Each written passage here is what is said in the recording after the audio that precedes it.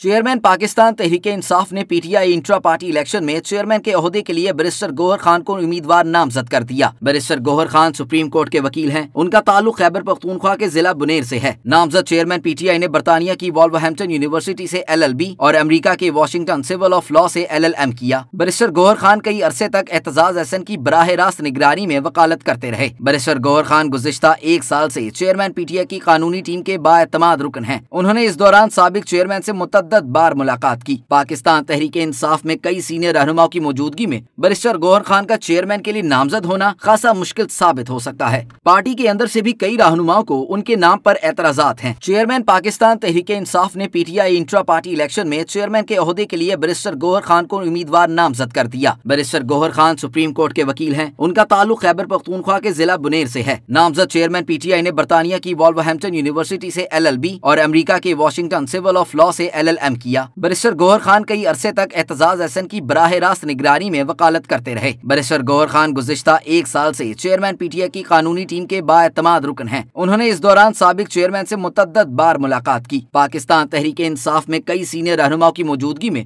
Barrister Gauhar Khan का chairman के लिए नामजद होना खासा मुश्किल साबित हो सकता है। पार्टी के अंदर से भी कई रहनुमाओं को उनके नाम पर एतराजात हैं। प्रोडक्शन टीम के साथ शहराज अहमद शहराजी, PNN न्यूज़, इस्लामाबाद।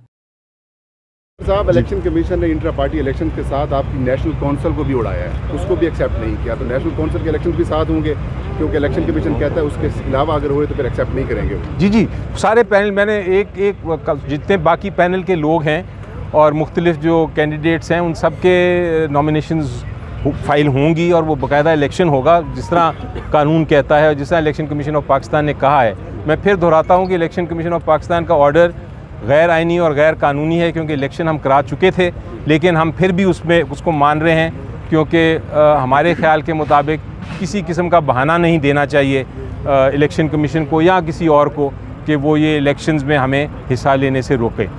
शुक्रिया, बहुत बहुत थैंक यू वेरी मच।